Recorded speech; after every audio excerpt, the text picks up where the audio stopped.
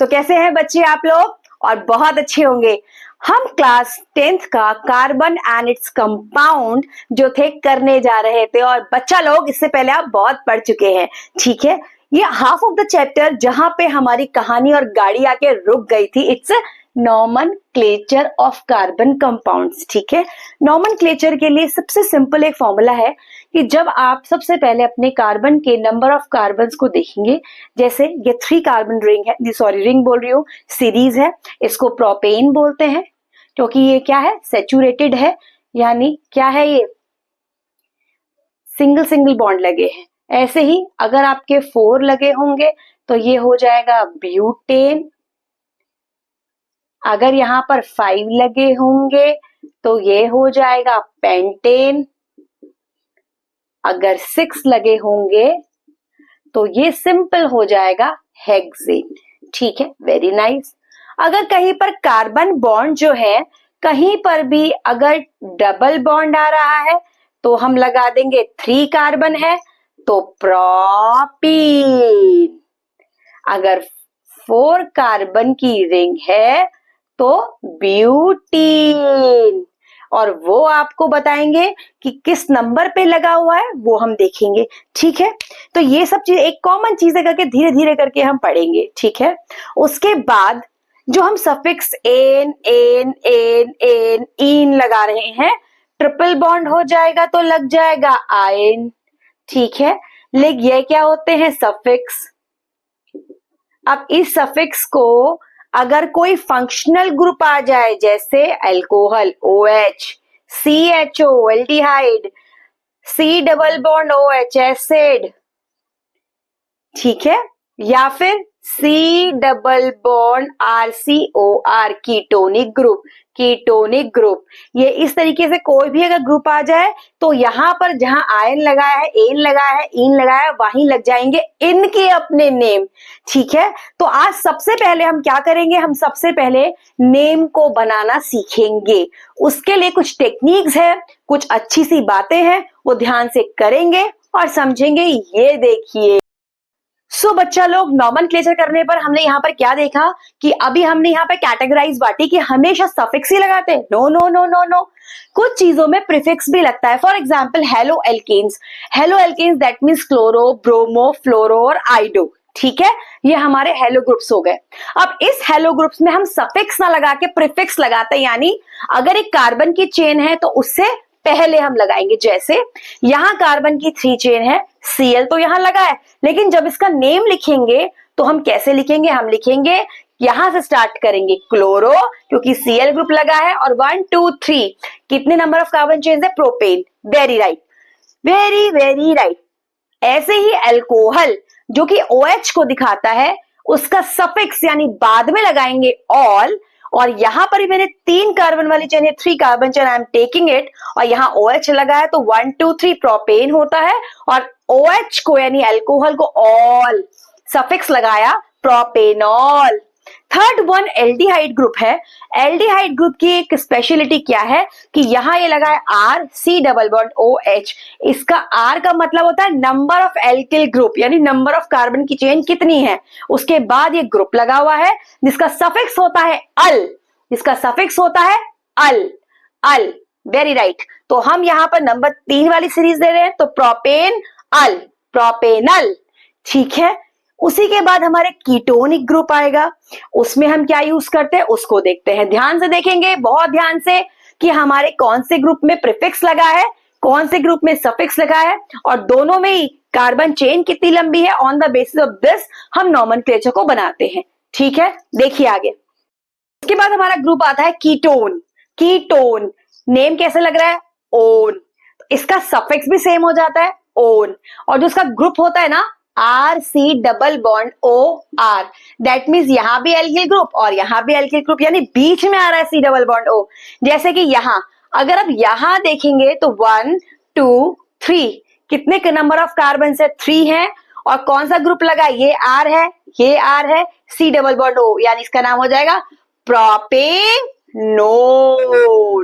Very right.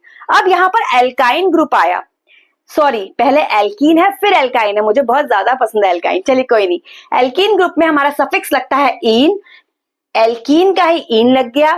Number of carbon कितने हैं, 3 है, तो इन लग जाएगा, और 3 है तो प्रोपीन। ठीक है, नेक्स्ट आपका आता है एल्काइन, जिसका सफिक्स लगेगा आइन।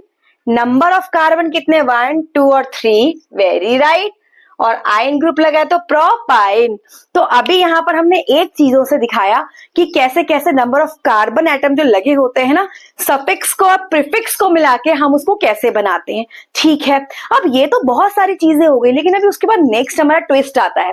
ट्विस्ट एंड टर्न तो केमिस्ट्री में आते ही रहते हैं, पहले आप सभी चीजों को ध्यान से देखेंगे। मैं एक बार फिर समझा रही हूं कि जब भी हेलो ग्रुप आता है उसमें हमेशा प्रीफिक्स लगता है, क्योंकि कुछ केमिकली ऐसी फॉर्मुलेशंस होती हैं जिसमें हम सफिक्स लगाते हैं, कुछ में प्रीफिक्स लगाते हैं। बाकी सब में अगर आप देखेंगे तो कोई भी डिफिकल्ट नहीं। एल्डिहाइड में अल, याद रखिए जैसे मैं बता रही हूँ ना वैसे लर्न कीजिए। अल्कोहल का ऑल, एल्डिहाइड का अल, कीटोन का ओन, एसिड का ओइक एसिड भी बोलते हैं हमसे, ठीक है। और ईन का ईन, यानी एल्कीन का ईन आ, और एल्काइन का आइन। बहुत अच्छा, इसको फटाफट 1 सेकंड के अंदर नोट कीजिए, उसके बाद में आपको बताती हूं जल्दी से। तो इसमें हमारा एक छूट गया था एसिड का, ठीक है, हम यहां पर लिख देते हैं एसिड का। एसिड को हम ओइक एसिड बोलते हैं, सफिक्स में क्या बोलते हैं, ओइक एसिड, और इसका फॉर्मूला होता है RC double bond O OH। जैसे अगर मैंने यहां पर लिखा R यानी CH3 एक एल्किल ग्रुप लगाया और C double bond O OH, तो ये क्या बन गया, ये बना एसिटिक एसिड। वेरी नाइस, बहुत अच्छी बात है, सब बच्चों को सीखना है। अगर यहां पर मैंने 2 कार्बन की जगह 3 कार्बन होते तो प्रोपेनोइक एसिड आया ना। तो अब सारी चीज समझ में आई, फिर समझिए कि ओइक एसिड, एसिड में यूज होता है oic acid. Number of carbon chain आप काउंट करोगे, माना 4 चेन है, 5 है, 6 है, 7 है, उसकी सीरीज आपने काउंट करी, 4 है, ओइक एसिड लग रहा है यानी ब्यूटेनोइक एसिड, 5 है, ओइक लगाना है, पेंटेनोइक एसिड। अब नेक्स्ट देखिए प्यारे बच्चों आप मेरे सारे अच्छी तरीके समझ रहे हैं। अच्छा, एक क्वेश्चन मैं आप लोगों से सभी से पूछती हूँ, कार्बन की कुछ ऐसी स्पेशल क्वालिटी बताओ which is very very like it will differ carbon to everyone, यानी वो कार्बन की एक स्पेशलिटी है जो कार्बन को सबसे अलग करती है। What is the reason, and reason तो छोड़ दो क्योंकि वो रीजन तो आपको पता चल जाएगा जब आपको ये मालूम पड़ेगा। Write two things which is very important and it will be separate carbon to other elements. फटाफट बताओ क्या चीज हो सकती है। वेरी राइट, आप में से बहुत सारे बच्चों ने राइट बोला। फर्स्ट वन होता है कैटिनेशन की प्रॉपर्टी, और सेकंड होता है आपका टेट्रावेलेंसी। समझ में आया ना, टेट्रावेलेंसी। वेरी नाइस बच्चों। कैटिनेशन का मतलब एक दूसरे से कार्बन बना बनू के रखती है और बहुत ज्यादा क्या होती है, साइज में छोटी होती है। टेट्रावेलेंसी का मतलब एक कार्बन से 4 अलग अलग ग्रुप भी ऐड हो सकते हैं और डिफर कैरेक्टर बनाते हैं। इससे पहले वाले बता चुकी हूं मैं कि सिलिकॉन भी हाइड्रोजन से ऐसे ही बनाता है, बट फर्क क्या पड़ता है, सिलिकॉन का साइज बड़ा होता है, कार्बन का छोटा होता है। ये ध्यान रखिएगा, इस चीज को बहुत ध्यान से पढ़ना है, ये क्वेश्चन बहुत इंपॉर्टेंट है और ये क्वेश्चन आएगा ही आएगा। ठीक है, नेक्स्ट देखिए। इसके साथ ही हमारे साथ यहाँ पर क्या है कि कंबक्शन क्या होता है। कंबक्शन माने होता है जलना, ठीक है। जलने का मतलब कि हमें जलने के लिए किस चीज की जरूरत होती है, ऑक्सीजन की जरूरत होती है। ये देखो धब्बा दिख रहा है ना, कोई बात नहीं, मैं हर एक चीज को पढ़ा रही हूँ। जब कार्बन का कोई भी एलोट्रॉप्स होता है या कार्बन की कोई भी चीज होती है, जब वो ऑक्सीजन के साथ बर्न होती है ना, तो वो कार्बन डाइऑक्साइड देगी ही देगी, ठीक है, और उसके साथ हीट और लाइट भी देती है। अगर हम एग्जाम्पल के लिए कार्बन का कोई कंपाउंड ले लें, CH4 ले लेते हैं, मीथेन। मीथेन को जैसे ही आप ऑक्सीजन के साथ बर्न करोगे वो कार्बन डाइऑक्साइड और वाटर देगी, ठीक है। ऐसे ही क्या होते हैं, हमारे कुछ सैचुरेटेड कंपाउंड्स होते हैं। सैचुरेटेड कंपाउंड का मतलब क्या होता है बेटा, जिसमें सिंगल बॉन्ड होता है, सैचुरेटेड कंपाउंड हम उसे बोलेंगे। जब भी ये ऑक्सीजन के साथ, हमेशा जब भी ऑक्सीजन के साथ बर्न करेंगे तो एक सूदियन फ्लेम वाली लाइट देते हैं, बहुत अच्छी सी देते हैं, इसमें इतना बहुत ज्यादा जनरली क्लीन फ्लेम देते हैं। क्या देते हैं, क्लीन फ्लेम देते हैं। लेकिन जब अनसेचुरेटेड कंपाउंड आपके ऑक्सीजन से बर्न होते हैं तो ये एक क्या देते हैं, एक कार्बन ब्लैक टाइप का, या हम इसे बोल सकते हैं कि इट इज स्मोकी फ्लेम आती है। ठीक है, वो आगे वाले क्लासेस में पढ़ोगे कि स्मोकी फ्लेम क्यों होती है, क्योंकि इसमें बहुत ज्यादा जो होती है वो कार्बन डाइऑक्साइड बनती है। ठीक है, धुएंधार ज्वाला के साथ जलने वाले को ऐसे करके आती है। अब सबसे इंपॉर्टेंट चीज हमारी क्या होती है कि कोई भी चीज जलती है को, मतलब अगर हम ये मान के चलें कि किसी भी चीज को ऑक्सीजन ने बर्न किया है तो कार्बन डाइऑक्साइड वाटर तो मिलता ही है, सम ऑफ द सब्सटेंस। अब वो सम ऑफ द सब्सटेंस के बारे में अगर मैं आपको स्टडी करने बैठ गई तो आप आगे क्लास को छोड़ के इसी में स्टडी करने लग जाओगे। तो मेन हमारा जो है अभी हमने जो सीखा है उस पर हम कॉन्सेंट्रेट करेंगे कि एलोटॉप्स ऑफ कार्बन है या कोई भी चीज जो कार्बन की है, जब वो जलती है तो उसमें कार्बन डाइऑक्साइड के साथ हीट और एनर्जी मिलती है। अगर सैचुरेटेड कंपाउंड है तो वो क्या देंगे, क्लीन फ्लेम देंगे, साफ सुथरी फ्लेम आती है, याद रखिएगा। और जब उसमें अनसैचुरेटेड कार्बन, अगर अनसैचुरेटेड है कार्बन कंपाउंड, जो भी आपके आपके अनसैचुरेशन का मतलब ही डबल बॉन्ड ट्रिपल बॉन्ड होता है, अगर वो है तो उसमें ऑक्सीजन जैसे ही बर्न होगी तो वो एक स्मोकी फ्लेम देंगे, धुआंधार ज्वाला के साथ जलेंगे। दैट मीन्स उसमें उतना कार्बन डाइऑक्साइड बन रहा है, उतना कार्बन वेस्ट हो रहा है, उसकी स्टडी भी हम आगे करेंगे। इससे ज्यादा अब आगे देखिए, उसके बाद नेक्स्ट टॉपिक हमारा क्या आता है वो देखिए जरा।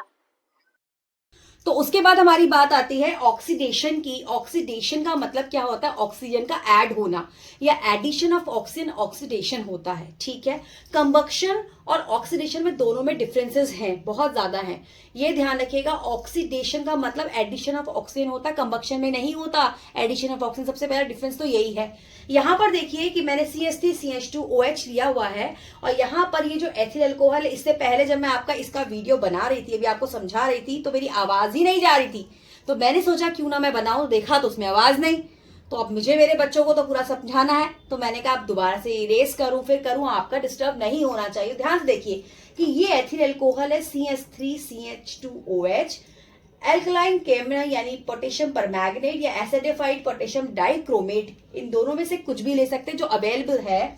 उसके प्रेजेंस में गर्म जब इसको किया तो ये जो पोटेशियम परमैंगनेट या पोटेशियम डाइक्रोमेट होता है, ये क्या होते हैं, ऑक्सीडाइजिंग एजेंट होते हैं। जैसे LIC के एजेंट होते हैं ना, या HDFC के एजेंट होते हैं, अपने घर में आके कहते हैं लोन लो, लोन ले लो, वो देने वाले, वैसे ये कह रहे हैं चलो भाई ऑक्सीजन लो, ऑक्सीजन लो, एडिशन करो अपने में ऑक्सीजन का। तो जैसे ही एथिल अल्कोहल एडिशन करता है ऑक्सीजन का, वो चेंज हो जाता है एसिड में। ठीक है, तो यहां आपका एसिड बन जाता है। नेक्स्ट हमारा आता है एडिशन रिएक्शन। अब ये एडिशन क्या होता है, अगर हम एग्जाम्पल माने कि हमने यहाँ पर अनसेचुरेटेड कंपाउंड लिया है, उसको हमने हाइड्रोजन से रिएक्ट किया in the presence of platinum, catalyst है। कैटालिस्ट का काम होता है वो रिएक्शन के जो मूव होता है, यानी अगर हम उसे कहेंगे कि रिएक्शन हमारी स्लो हो रही तो उसे फास्ट कर देगा। क्यों, वो आगे जाके 11th में पढ़ोगे कि वो क्या करता है। जैसे माना अगर पापा हमें स्कूल लेने के लिए आ रहे हैं और बहुत जबरदस्त जाम लगा हुआ है हमारे रास्ते में, तो पापा अगर गलियों में से घूम घूम के पास वाले रास्ते को चुन लेंगे। ठीक है, या पापा ऑफिस से आ रहे हैं, हम ट्यूशन से आ रहे हैं, और पापा को ऑफिस में वापस हमारे ट्यूशन को लेते हुए उन्हें देर हो गई, तो हमारे ट्यूशन में पहुंचने के क्या करेंगे, बहुत आसान रास्ता पकड़ेंगे ना। वैसे ही कैटालिस्ट करता है, वो रिएक्शन पे तो कोई असर नहीं डालता, कोई भी नहीं, बस रिएक्शन की जो उसकी काइनेटिक्स होती है, यानी जो उसका एक मूवमेंट होता है, या जिसे हम कहेंगे कि रिएक्शन स्लो हो रही है, वो थोड़ा सा फास्ट हो जाती है। अब यहाँ पर देखो, जैसे ही हाइड्रोजन ने रिएक्ट करा, ये डबल बॉन्ड ब्रेक हो गया, और ये किस में चेंज हो गया, CH3 या मैं इसको ऐसे बना देती हूं, H, और यहां पर भी H, ऑलरेडी 4 H तो लगे थे, 1 2 3 4, ये दोनों भी आके इस डबल बॉन्ड को ब्रेक कर दिया। ठीक है, तो यहां से तो हमारी कहानी एडिशन रिएक्शन की भी हो गई। अब ऐसे ही होता है सब्स्टिट्यूशन रिएक्शन, वो देखिए क्या होता है। अब ये आता है सब्स्टिट्यूशन रिएक्शन। सब्स्टिट्यूशन का मतलब होता है कि जैसे माना मेरे पास 4 पेंसिल है और मैंने 1 पेंसिल दे दी किसी पड़ोस वाले को, तो मेरा सब्स्टिट्यूशन मैंने उस पेंसिल का कर दिया। या फिर मैंने क्या करा, आपके क्लास में 1 मॉनिटर है, 2 मॉनिटर है, मैंने उनको सब्स्टिट्यूट कर दिया, आप हटो यहाँ से, दूसरा बच्चा बनेगा।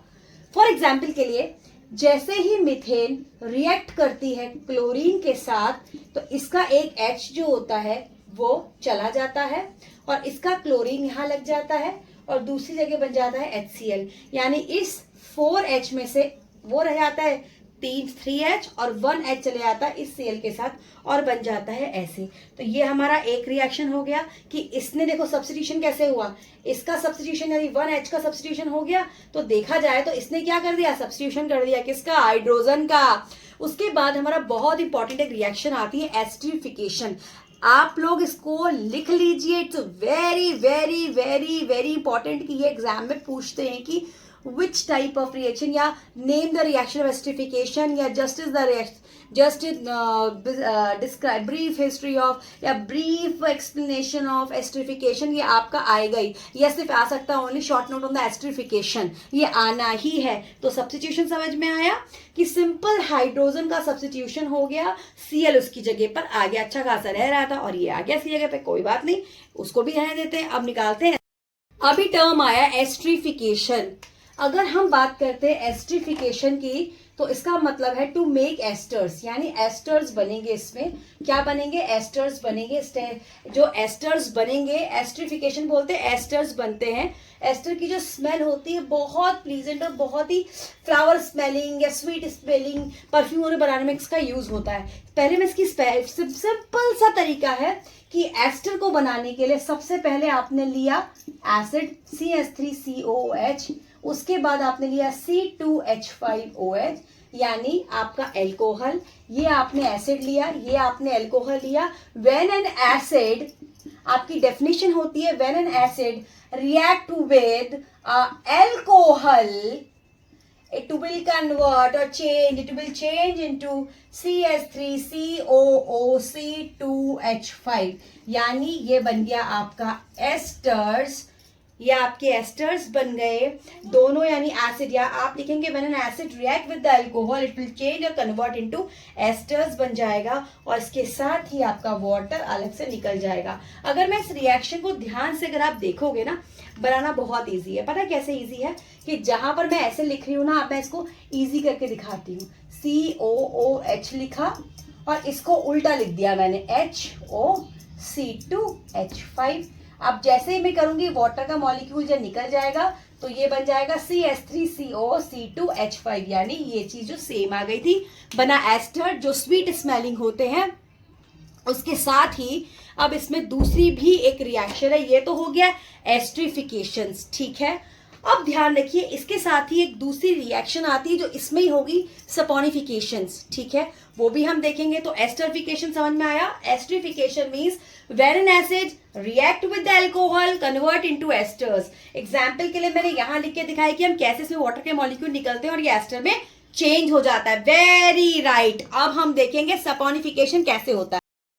अब जो हमारा हमने एस्टरिफिकेशन में जो हमारा एस्टर बना था, जिसका फॉर्मूला क्या था? CH3COOC2H5, very right. अब इसकी रिएक्शन करेंगे सोडियम हाइड्रो ऑक्साइड से, यानी NaOH से। तो ये वाला जो OH है ना, वो इसके पास चला जाएगा, तो क्या बनेगा? C2H5OH, very good. अब ये Na बना तो ये चले जाएगा यहाँ CH3COONA, ठीक है। तो ये क्या हो गया? ये आपका बन गया क्या? अगर हम इस ग्रुप को देखें तो ये ग्रुप हमारा क्या था? ये ग्रुप हमारा बन गया क्या? सॉल्ट ऑफ किसके? फॉरवर्ड। जल्दी सोचो, जल्दी सोचो, सोचने का टाइम नहीं है, जल्दी जल्दी सोचो ताकि आपको बता सके। सोडियम क्या बना? क्या बना? जल्दी बताइए। Very very good, sodium acetate, बहुत बढ़िया, सोडियम एसीटेट, ठीक है। तो ये चीज हमारी ऐसे आ गई, कुछ नहीं करा। जो हमारा पहले एस्टर्स बना था, सोडियम हाइड्रोक्साइड इसमें डाला, हमने देखा जैसे ही हमने सोडियम हाइड्रोक्साइड डाला, ये ऐसे का कि दो पार्ट से ब्रेक हो गया, अल्कोहल वाला अल्कोहल बन गया और यहाँ पे लग गया Na। तो ये जो रिएक्शन होती है इसे कहते हैं सपोनिफिकेशन, ठीक है। अगर स्पेलिंग रॉन्ग है तो चेक कर लीजिएगा, ओके। इसके बाद आपका आता है मिसेल फॉर्मेशन। जब गंदगी लगी होती तो छूटती कैसे है, ठीक है ना, बहुत ध्यान से देखेंगे। तो नेक्स्ट आपका था मिसेल फॉर्मेशन। कैसे होता है कि कहीं पर भी ग्रीस का दाग धब्बा या कुछ भी आपका स्टेन लग जाता है, उस केस में क्या होता है? ऑलवेज रिमेंबर वन थिंग, उस केस में जो ये बीच में आपका ऑयल ड्रॉपलेट दिख रहा है, जैसे ही आप सोप यूज करते हैं, सोप यूज करने वाला जो आयनिक वाला जो बॉन्ड, यानी आयनिक वाला जो क्रिएचर होता है, आयनिक जो फीचर होता है, वो वाटर के साथ मिला रहता है। और जो ये आपको चेन दिख रही है वो आपकी कार्बन चेन है जो गंदगी को खींचती है। तो यहां से जो आयनिक वाला जो पार्ट है वो वाटर के साथ मिलकर इस चेन वाले पार्ट को खींचता है। ये चेन वाला पार्ट बीच की गंदगी को खींचता है। सब मिलाकर एक मिसेल का मतलब होता है पुंज टाइप का बन जाता है, जिससे आपकी गंदगी साफ हो जाती है। फिर याद रखिएगा मिसेल फॉर्मेशन कब होता है, जैसे माना आपका कोई स्टेन लगा है, दाग धब्बा कुछ भी लगा है, तो वो जो बीच में दिखा रखा है ये ऑयल ड्रॉपलेट्स है, इसको हमें हटाना है। तो या आपको मालूम है कि ऑयल कभी वाटर से तो हटता नहीं, कभी भी नहीं होता, वाटर से तो मिलता ही नहीं है। तो होगा क्या, जैसे ही आप इसमें सोप और डिटर्जेंट डालेंगे तो सोप और डिटर्जेंट का जो आयनिक पार्ट होगा वो पार्ट आपका वाटर से रिएक्ट करता है, और जो कार्बन चैन वाला पार्ट होता है वो आपकी इस दर्ट से रिएक्ट करता है, और सारी की सारी दर्ट को ये अपनी तरफ खींचता है, और यहाँ आयनिक वाला पार्ट वाटर को खींच रहा है, जिससे आपकी इसकी गंदगी साफ हो जाती है। ये एक मिसेल फॉर्मेशन बनाते हैं, एक पुंज टाइप का बनाते हैं, इसीलिए कहते हैं इसको मिसेल फॉर्मेशन। इसको और अच्छा एक्सप्लेन करके मैं आपको लिख के भी दूंगी, आप नोट्स पे ध्यान रखिएगा, और लाइक शेयर सब्सक्राइब कीजिए। कोई परेशानी होती है उसकी डेफिनेशन आपको दी जाएगी, लिखी जाएगी, और आपको ध्यान से करनी है।